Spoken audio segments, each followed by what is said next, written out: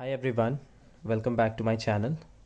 ये परसेंटेज का second part है और इसमें हम बेसिक क्वेश्चन से स्टार्ट करेंगे and those questions are previous year questions, so you can completely rely on these questions. क्योंकि अगर आपको बेसिक्स को स्ट्रॉन्ग करना है तो प्रीवियस ईयर क्वेश्चन से बेटर कोई सोर्स नहीं होता। सो ये जितने क्वेश्चंस हैं सब एसएससी में ऑलरेडी आ चुके हैं, तो लेट्स स्टार्ट। सो हमारा फर्स्ट क्वेश्चन है 65 gram is what percent of 2 kg? So 65 grams in 2 kg। तो हम सब जानते हैं कि एक कन्वेंशनल मेथड है जिसमें 65 out of 2 kg that is equals to 2000 gram, मतलब कि 65 आउट ऑफ 2000 इंटू 100% हम लोग करेंगे। तो यहाँ से 0 0 कट आउट हो जाएगा, 5 से ये 4 टाइम्स में, 5 से ये 13 टाइम्स में। सो 13/4 हमारा आंसर हो जाएगा। एक तो ये प्रोसेस है जो कि कन्वेंशनल है, वाइडली एक्सेप्टेड एज वेल, पर कॉम्पिटिटिव एग्जामिनेशंस में इतना long approach is like a suicidal thing, तो ये तो हमें करना नहीं है। तो हमने एक और प्रोसेस सीखा था कि 65 ग्राम्स है 2 kgs में, मतलब कि 2000 ग्राम में। तो परसेंट का मतलब होता है आउट ऑफ 100। तो हमें ये बताना है कि जो 65 ग्राम 2000 में है, तो अगर इधर 100 ग्राम होता तो वो इसमें कितना होता। तो अगर हम इसे 100 ग्राम बनाएं तो हमें पता चल जाएगा कि परसेंट कितना है। तो 100 बनाने के लिए हमें इसे 20 से डिवाइड करना है। 20 से जब हम इसे डिवाइड कर देंगे तो ये 100 आता है। तो जब हमने इधर 20 से डिवाइड किया तो हम इधर भी 20 से डिवाइड करेंगे, तो इसकी वैल्यू आएगी 65/20। और फिर जब इसे हम कट करेंगे तो 5 से 13 टाइम्स में, 5 से 4 टाइम में, दैट इज़ 13/4%। तो ये हो गया short approach and that was traditional. Generally हम शॉर्ट अप्रोच से ही आगे बढ़ेंगे। ये फर्स्ट क्वेश्चन था, इस वजह से मैंने ट्रेडिशनल मेथड भी बता दिया, बट ये प्रोसेस को ही हमें इसी पे रिलाई करना है। सो हमारा नेक्स्ट क्वेश्चन है 30% of x is 72, the value of x is. मतलब कि कोई नंबर एक्स है जिसका 30% 72 होता है, तो वैल्यू ऑफ एक्स क्या है। सो 30% का मतलब हमने समझा था कि 30% का वैल्यू 3/10 होता है। तो हमसे क्वेश्चन है बस यही पूछ रहा है कि कोई भी नंबर है एक्स वाई जेड जिसे हमने 3/10 से मल्टीप्लाई किया तो वैल्यू 72 आता है। तो ऐसा कौन सा नंबर है। तो इधर लेफ्ट हैंड साइड में तो x रह जाएगा और ये जो 3/10 है वो राइट हैंड साइड में चला जाएगा। तो 3 यहाँ पे मल्टीप्लाई में है तो वो डिवाइड में आ जाएगा, और जो 10 इधर डिवाइड में है वो मल्टीप्लाई में चला जाएगा, क्योंकि बीच में इक्वल्स टू से जब भी हम राइट हैंड साइड या लेफ्ट हैंड साइड स्विच होते हैं तो साइन चेंज हो जाता है, मल्टीप्लिकेशन डिवीजन में बदल जाता है और वाइस वर्सा। सो अब 3 से 24 टाइम्स में ये कटा, तो 24 इंटू 10 240। सो एक्स का वैल्यू 240 है। ये अभी मैं आपको बता रहा हूँ इसीलिए ये इतना टाइम ले रहा है, अदरवाइज़ ये 3 to 4 सेकेंड्स का क्वेश्चन है। जब आप इसकी प्रैक्टिस कर लोगे तो 4 seconds to 5 seconds मैक्सिमम आप लोग ऐसे क्वेश्चंस में। अब अगला क्वेश्चन है 498 is 17% less than the number by. मतलब कि कोई नंबर है, कोई भी नंबर एक्स है, तो ये जो नंबर है उससे 17% लेस करने पे 498 आता है।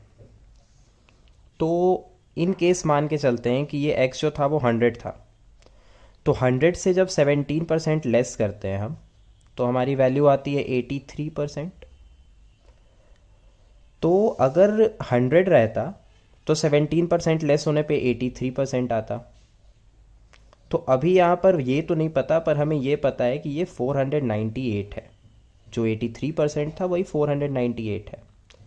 तो अगर हम 83% से 498 को इक्वेट करेंगे तो 83 से ये प्रोबेबली 6 टाइम्स में ये कट होता है। 3 6 जा 18, कैरी 1, 8 6 जा 48 प्लस 1 49। सो जब 83 की वैल्यू यहाँ पर 498 थी तो 100 की वैल्यू क्या होगी, तो 83 की वैल्यू 498 लाने के लिए हमने 6 से मल्टीप्लाई करा इसे, तो सिमिलरली 100 को भी 6 से मल्टीप्लाई कर देंगे और इसकी वैल्यू 600 हो जाएगी। सो x की वैल्यू 600 है और उसे 17% लेस करने पे 498 आता है। मैं एक बार और रिपीट कर दे रहा हूँ, 17% लेस का मतलब यही होता है कि अगर कोई नंबर 100 था तो वो नंबर लेस होके 83 हो गया, और इस क्वेश्चन में हमें ये दिया हुआ है कि 83 का ही जो वैल्यू है वो 498 है।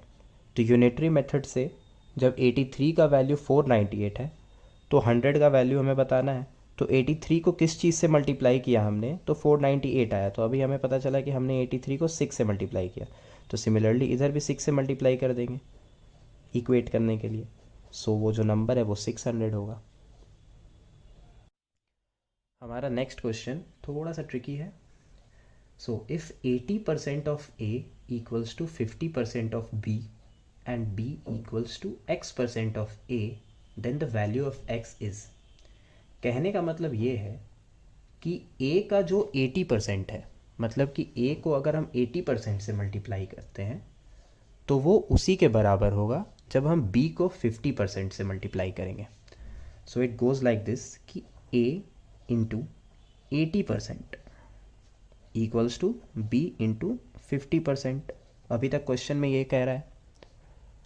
अब अगला क्या इसमें देखना है कि a को जो 80% से हमने मल्टीप्लाई किया है, तो 80% की वैल्यू होती है 4/5। अगर आपको ये बात नहीं पता है तो आप देख सकते हो 80% को जब आप 100 से डिवाइड करोगे तो ये कट जाता है और ये 2 से 5 टाइम या 2 से 4 टाइम है, दैट इज़ 4/5। a इंटू 4/5 हो गया और b इंटू 1/2 हो गया। ये 50% इक्वल्स टू 1/2 होता है, ये तो आपको पता होगा, अगर नहीं पता है तो दिक्कत की बात है फिर। सो अब इसमें रिलेशन निकालने के लिए, क्योंकि हमसे क्वेश्चन में पूछा जा रहा है कि जो b है वो x% ऑफ a है, और b जब x% ऑफ a है तो x का वैल्यू बताइए, ये हमारे क्वेश्चन में है। तो इसका मतलब है कि हमें a और b में रिलेशन तो बताना पड़ेगा, जब तक रिलेशन नहीं पता चलेगा हम बता नहीं सकते हैं कि a का कितना परसेंट है। तो उसके लिए हमें b को a के पास ले जाना पड़ेगा। उसके लिए हम b को जब इधर लाएंगे तो ये डिवीजन में आ जाएगा और ये नंबर इधर चला जाएगा, तो 1/2 तो एज इट इज़ हो जाएगा, और ये जब इधर जाएगा तो ये रेसिप्रोकल हो जाएगा। कोई भी फ्रैक्शन जब मल्टीप्लिकेशन में होता है तो इक्वल्स टू के बाद वो रेसिप्रोकल में चला जाता है उधर, तो ये इक्वल्स टू आता है 5/8। तो इसका ये मतलब है कि a बाई बी का वैल्यू 5/8 है। इट डजेंट मीन कि a की वैल्यू 5 है और b की वैल्यू 8 है, लेकिन ये इतना ज़रूर बताता है हमें कि अगर a की वैल्यू 5 होगी तो b की वैल्यू भी 8 होगी। हो सकता है कि a की वैल्यू 10 हो जाए, तो इन दैट केस 8 की वैल्यू 16 हो जाएगी, क्योंकि 5 को हमने 2 से मल्टीप्लाई किया तो इसे भी हमें 2 से ही मल्टीप्लाई करना पड़ेगा।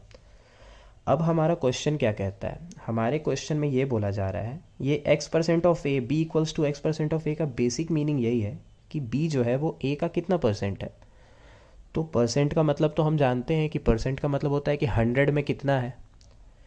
तो अभी a 5 है तो b 8 है, और हमसे पूछ रहा है कि a जब 100 होगा तो b कितना होगा, क्योंकि परसेंट का वही मतलब होता है। तो a को 100 बनाने के लिए हम 5 को 20 से अगर मल्टीप्लाई करते हैं, ये चीज़ को आप हटा दो, ये किसी काम का नहीं है। अगर हम 5 को 20 से मल्टीप्लाई कर दें तो ये 100 हो जाता है, तो हमें इसे भी 20 से मल्टीप्लाई करना पड़ेगा, क्योंकि ये फ्रैक्शन में है तो जब भी इसमें मल्टीप्लिकेशन या डिवीजन होगा तो सेम नंबर से होगा। तो इसे हमने 20 से मल्टीप्लाई किया तो 8 को भी 20 से मल्टीप्लाई कर देंगे तो ये 160 आ जाएगा। सो बाय दैट इट मीन्स कि a का जब हम 160% निकालते हैं तो वो b आ जाएगा, क्योंकि हमें पूछ भी यही रहा था कि x की वैल्यू क्या है, और जब a 100 होता है तो b 160 होता है, और यही इसका परसेंटेज है। ये जो सारे क्वेश्चंस मैं करा रहा हूँ ये सारे क्वेश्चंस आपके कॉन्सेप्ट को बिल्ड करने के लिए है। ये क्वेश्चंस के लेवल बहुत हाई नहीं है, मॉडरेट भी नहीं है, अभी ये सब इजी क्वेश्चंस ही मैं करा रहा हूँ। पर एक बार आपकी बेसिक्स क्लियर हो जाएगी तो फिर आप हार्ड क्वेश्चंस को भी बना सकते हो, क्योंकि परसेंटेज चैप्टर में कोई बहुत सारे फॉर्मूले नहीं हैं। आप जितनी वेराइटीज़ ऑफ क्वेश्चन बनाओगे उतना ही आपका कॉन्सेप्ट इसमें क्लियर होगा, क्योंकि इसमें जितने ज़्यादा क्वेश्चंस बनाओगे आपको पता चलेगा कि आप यूज़ उसी कॉन्सेप्ट को कर रहे हो पर एक नए तरीके से यूज़ कर रहे हो। हर जगह आपको आउट ऑफ 100 ही बताना है, क्योंकि परसेंट चैप्टर है तो कहीं ना कहीं उसे 100 के ही फॉर्म में आना है। और इसी तरीके से हम उस क्वेश्चन को शॉर्ट अप्रोच में बना भी सकते हैं। जब तक हम उसे 100 में नहीं तोड़ेंगे तब तक क्वेश्चन शॉर्ट नहीं होगा। सो हमारा अगला क्वेश्चन है, 31% of employees pay tax in the year 2008.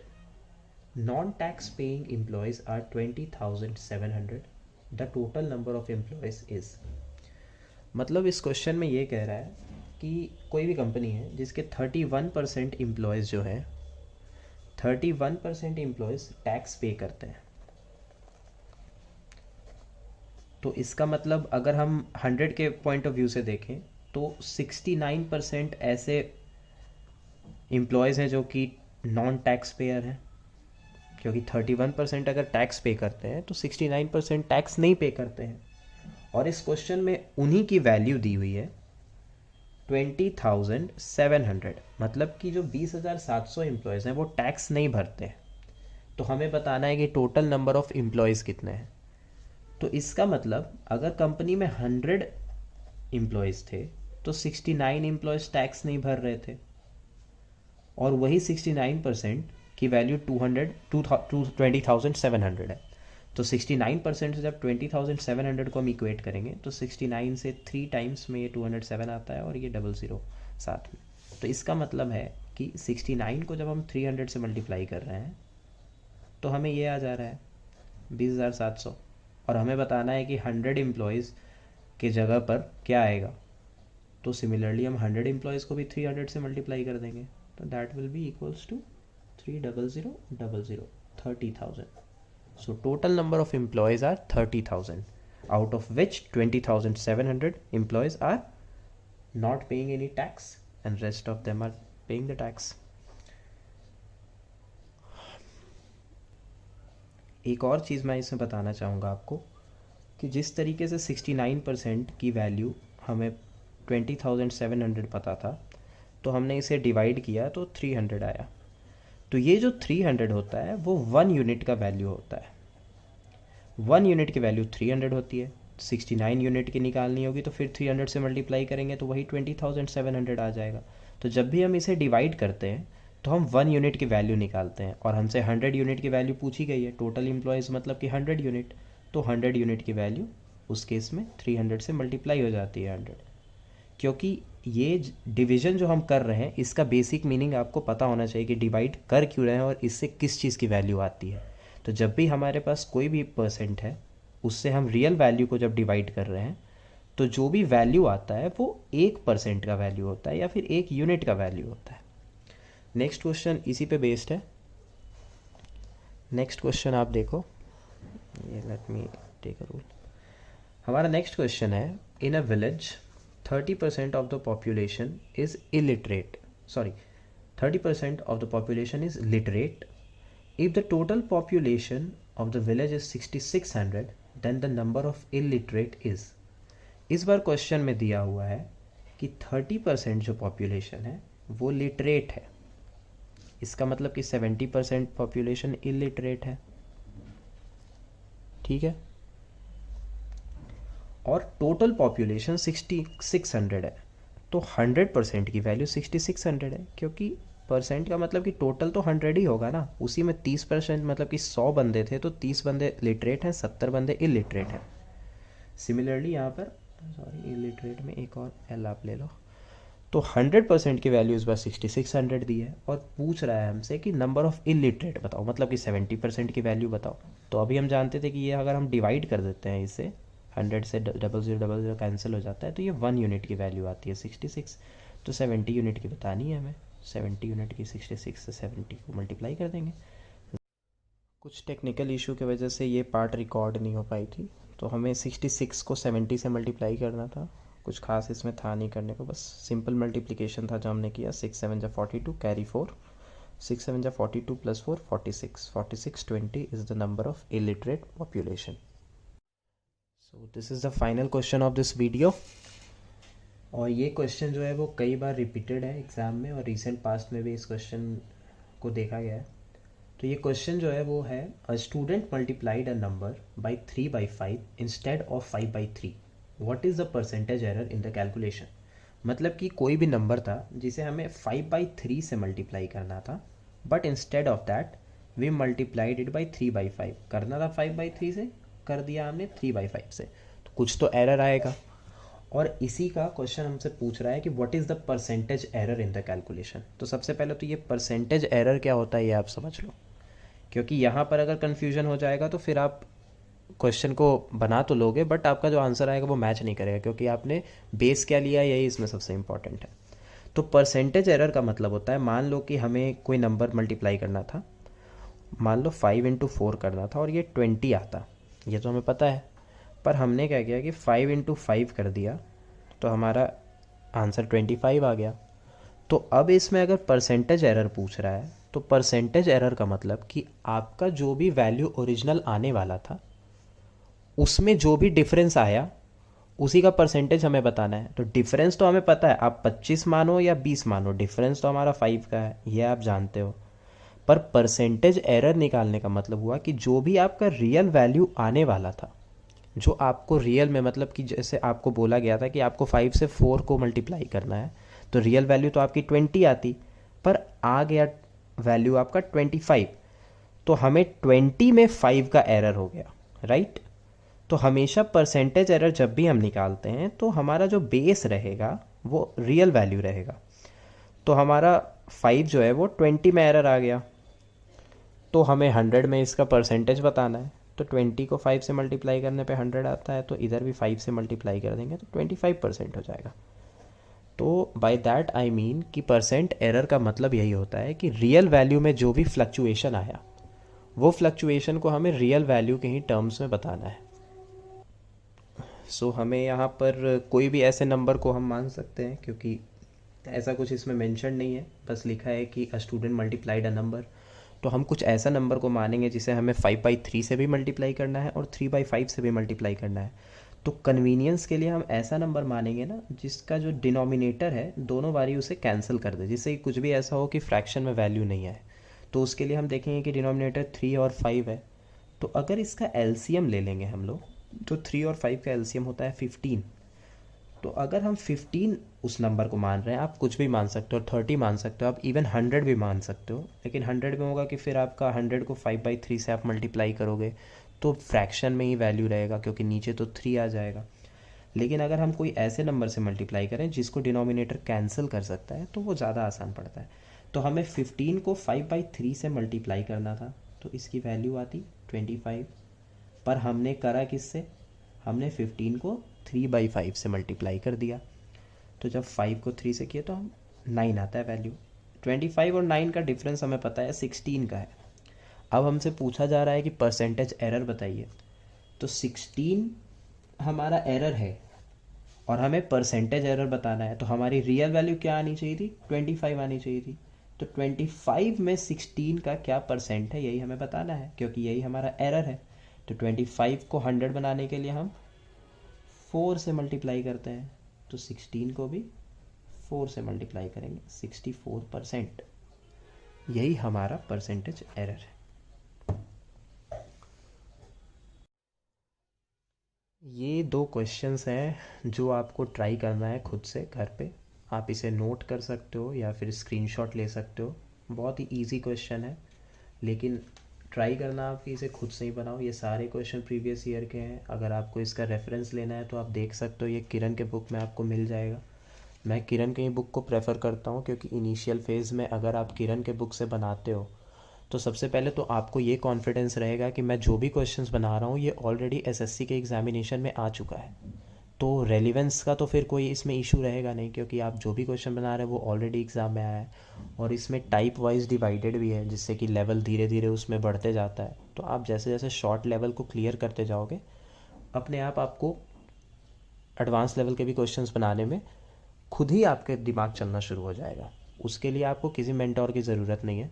जब मैंने भी प्रिपरेशन करा था तो बेसिक्स तो मैंने भी देखा था, उसके बाद क्वेश्चंस बनने लगते हैं, और फिर जो नहीं बनते हैं उसके लिए तो फिर टीचर हैं ही।